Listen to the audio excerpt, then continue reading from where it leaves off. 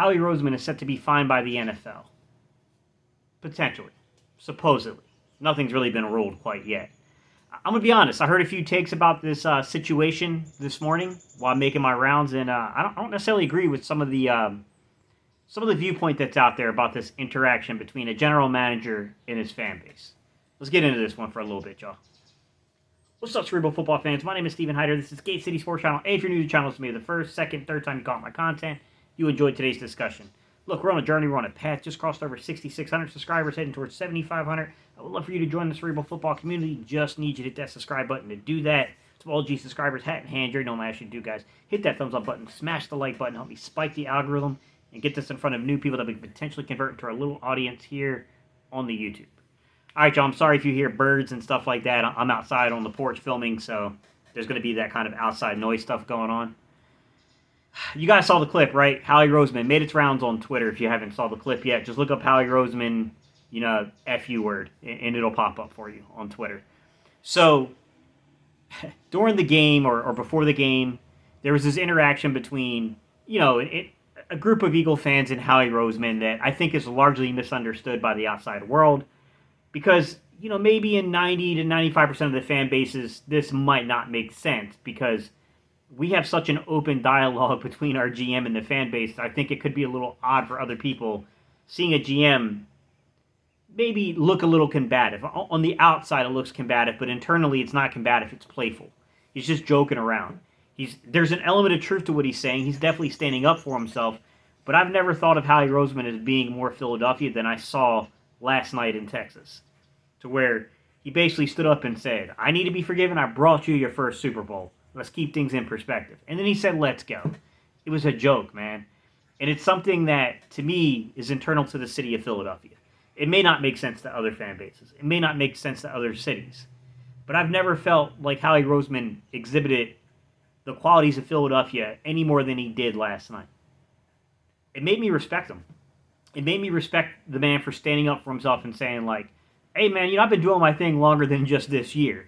It's just this year you're starting to see the full implementation of it. You're starting to see that I'm really the person who's accountable for a lot of the success here. I mean, it's going to be a tough decision on the league's part because, let's be real, it's former Eagles that are going to be handling the ruling on this situation. You got John Runyon. You got Troy Vincent Jr., James Thrash. These are all former Eagles that handled this side of the conduct thing and violations of it. The league's in a weird spot because, you've heard a lot of former players kind of chime in and say that if that was a player, if that was a coach, that's likely 100% a fine. And I'm not going to sit here and tell you that there won't be a fine placed on Howie. I definitely think that there's a real potential possibility that a fine could be placed on Howie Roseman as a result of this. Because I don't think that they're going to look at this and say that a general manager of the front office gets special treatment that coaches and players don't get. I don't think that's the way they're going to look at this at all. But I do think that context needs to be brought into it, and the fact that this isn't a normal fan base. This isn't a normal interaction between general manager and fan base. Things are a little bit tighter when it comes to the Philadelphia fan base and Howie Roseman. I hope things don't get missed out like that when you get into the context.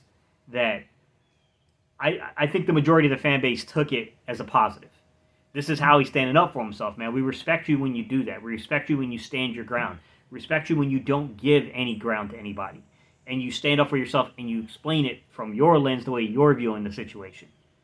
I still think that internally, and I've stood up for Howie many times, and I've also criticized Howie many times. I do think that there has been some very prominent draft misses. But I also think that Howie Roseman knows how to manage the cap and he knows how to build rosters. He knows how to win trades. He's got a lot of redeemable qualities that maybe get left out of the conversation sometimes when people are interacting and talking about Howie Roseman. I mean, we are talking about a young man because Howie's really not that old. I think Howie's actually in his 40s, if I'm not mistaken. Maybe he might be in his early 50s at this point, but I think he's somewhere in that age group. He's not that old. Howie Roseman had to drive around with tinted windows and stuff for a while. I mean, I'm almost at the point to where I'm kind of suspecting that we might see footage of Howie walking into the tailgates and shotgunning beers at this point with the Philadelphia Eagle fans. That's the kind of, embrace he has with the city right now. I don't know that there's any other GM representing a front office in a city the way that Howie Roseman is. Howie Roseman is kind of gravitating towards that status with this city. I think right now, people might not get it. They might not. But we have a head coach that I think in a very different way exhibits the culture of Philadelphia, right? Aspects of the culture, I should say. We have a quarterback who exhibits aspects of the culture in Philadelphia. Very much the lunch pail, hard work, go do your job, don't complain type, right? Now you got a general manager as well. He's exhibiting parts, the cockiness, the brashness of the city. Like, it's just different. It's different, and it's hard to explain to people that don't know the vibes. They don't know the culture. They don't know what it's like to be from that area.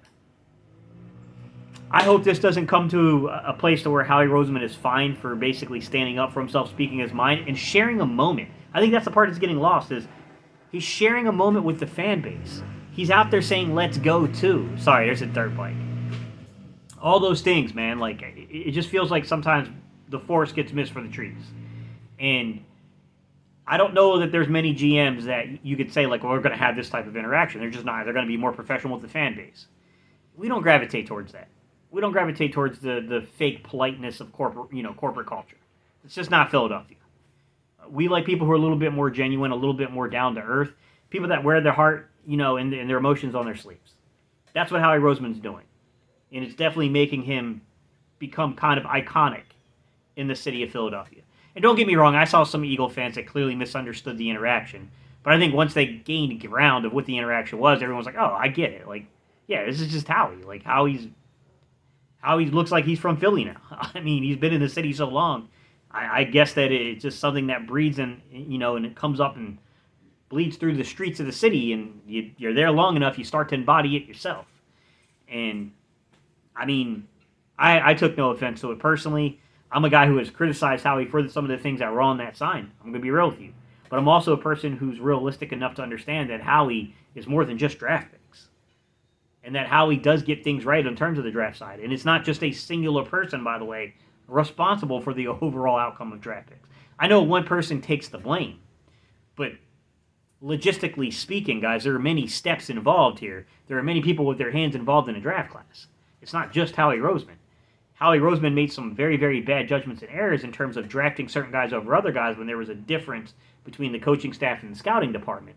There were times where he should have definitely listened to the scouting department over his coaching staff. But I kept saying when everyone said, why are you so positive? I said, because you got coaches that used to be scouts. I feel like when you look at this from a holistic standpoint of general manager, front office, key decision makers in the evaluation of talent, I think you're going to see a lot more unison than what there's been in the past. These guys understand a little bit better about how you scout talent. I'm not saying they'll be flawless. I'm not saying there won't be mistakes made. But I think you'll see far fewer of those mistakes being made as a result now. Just because I feel like you're going to get more unison between all aspects of that process. I don't know, man. I can't predict what's going to happen here. I hope he's not fined, but it seems like he's probably going to be fined. With that said, hey, man, fly Eagles fly. Go Howie. Because we're 8-0. A win is a win. It wasn't pretty last night with the Texans. We definitely got some things to clean up in terms of our ability to play the run, schematically as well, guys. I mean, I don't know where the run blitzes were last night, but they need to be found. Schematically, some things need to happen. I would love to see them stop being so static along the defensive line when teams are just doubling to you and washing you out of gaps. With that said, guys, we also got to look at the players and say, hey, man, maybe stick your head down in there, your shoulder, not your head, but your shoulder down in there and make a tackle. Maybe wrap up.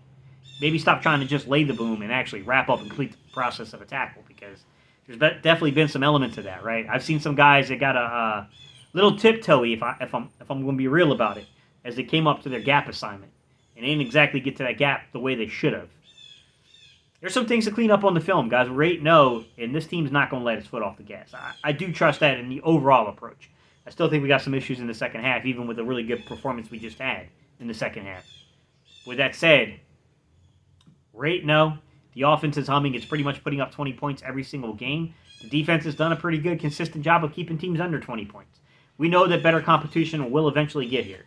I do think that people should slow down a little bit, guys, and let's not look past opponents.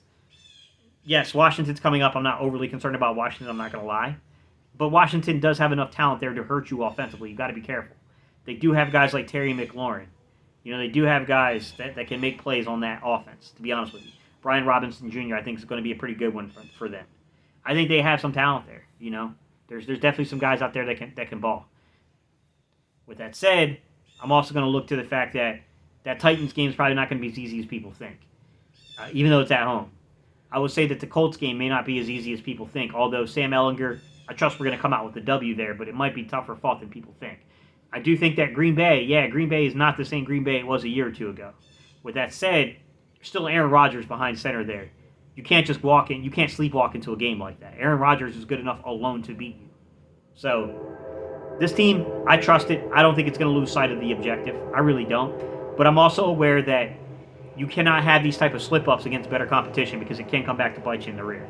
All right, y'all. I appreciate y'all's time and attention, man. There's too much noise going on. I got trains, dirt bikes, birds, all kinds of crap going on. So I'm about to jump off of here, man. I appreciate y'all, and I'll see y'all in the next video.